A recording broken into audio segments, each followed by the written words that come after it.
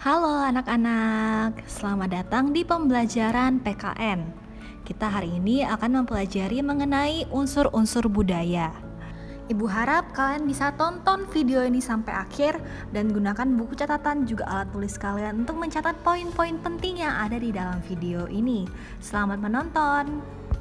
Anak-anak juga harus tahu nih, kompetensi dasar dari muatan hari ini adalah kalian bisa menelaah keberagaman sosial budaya masyarakat dan menyelenggarakan kegiatan yang mendukung keberagaman sosial budaya masyarakat.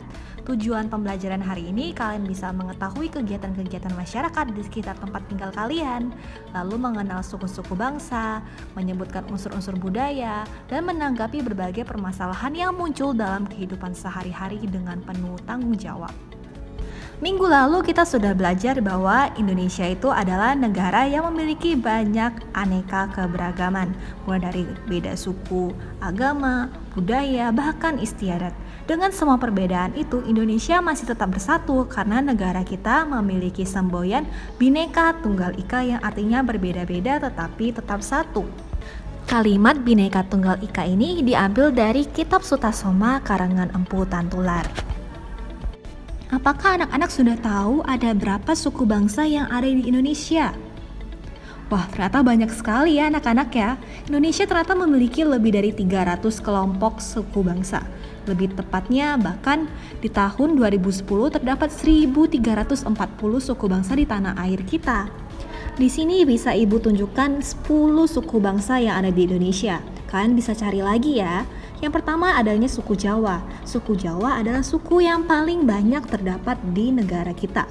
Lalu ada suku Batak, suku Dayak, suku Melayu, suku Sunda, suku Bugis, suku Betawi, suku Madura, suku Minahasa, suku Asmat, dan masih ada banyak lainnya.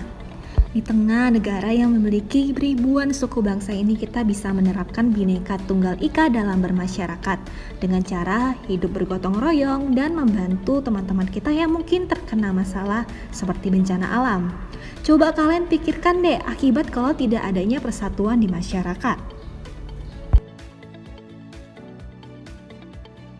Pastinya hidup tidak akan nyaman dan tentram, lalu warga pasti akan saling curiga antara satu sama lain. Lalu kerukunan di masyarakat tidak akan terwujud dan setiap orang jadinya mementingkan dirinya sendiri. Sebagai negara yang majemuk atau memiliki banyak keberagaman ras, suku, bahasa, dan agama, sebaiknya kita memelihara keberagaman tersebut dengan belajar memahami perbedaan unsur kebudayaan yang ada dalam masyarakat.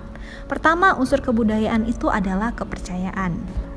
Di Indonesia, ada 6 agama yang diakui oleh pemerintah, yaitu Kristen, Katolik, Hindu, Buddha, Islam, dan Konghucu. Pemerintah juga menjamin kebebasan masyarakat Indonesia untuk memeluk dan beribadah sesuai keyakinan masing-masing. Unsur budaya yang kedua adalah mata pencaharian. Kenampakan alam yang beragam mempengaruhi keragaman mata pencaharian masyarakat Indonesia. Ada masyarakat Indonesia yang bekerja sebagai peternak, penyedia jasa, pedagang, petani, ataupun nelayan, dan masih ada banyak lainnya. Unsur budaya yang ketiga adalah teknologi dan peralatan. Perkembangan teknologi dan peralatan di Indonesia merupakan hasil kreativitas masyarakat yang sesuaikan dengan budaya setempat. Unsur budaya yang keempat adalah kesenian, yaitu hasil ciptaan manusia yang berkembang dan disesuaikan dengan budaya masing-masing. Di Indonesia ada 2 jenis kesenian, yaitu yang dinikmati oleh mata seperti seni patung, seni ukir, seni lukis, seni rias, seni tari, dan wayang. Ada juga kesenian yang dinikmati oleh telinga, seperti lagu daerah, alat musik, dan seni sastra. Unsur budaya yang kelima adalah pengetahuan. Masyarakat menggunakan ilmu pengetahuan sebagai suatu cara untuk mengatasi berbagai kesulitan dalam hidupnya. Ada pengetahuan mengenai flora dan fauna, bahan-bahan mentah, tubuh manusia, sifat dan kelakuan manusia, juga pengetahuan tentang ruang dan waktu. Unsur budaya yang terakhir adalah bahasa daerah. Di Indonesia, setiap daerah bahkan memiliki bahasa daerahnya masing-masing, itu dinamakan dialek.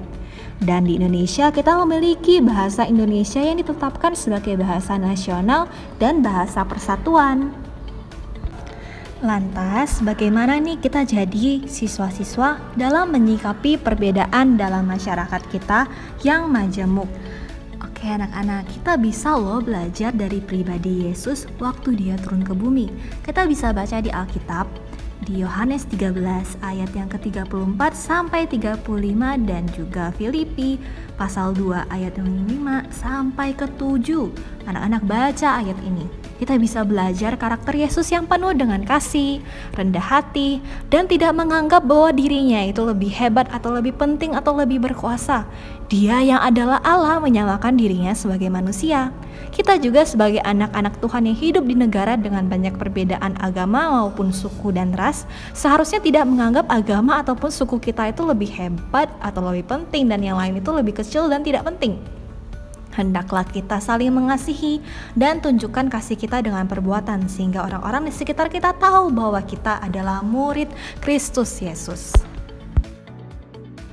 Nah, ini adalah upaya yang kalian bisa lakukan ya untuk memelihara keberagaman, yaitu menghormati teman, bergaul dengan semua teman, dan hidup saling membantu.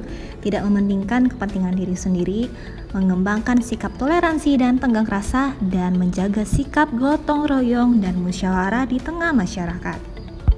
Selesai sudah pembelajaran hari ini. Terima kasih telah menonton sampai akhir anak-anak. Sekarang waktunya kamu kerjakan tugas di Microsoft Teams ya. Kumpulkan paling lambat hari Rabu 17 Februari 2021 pukul 8 malam.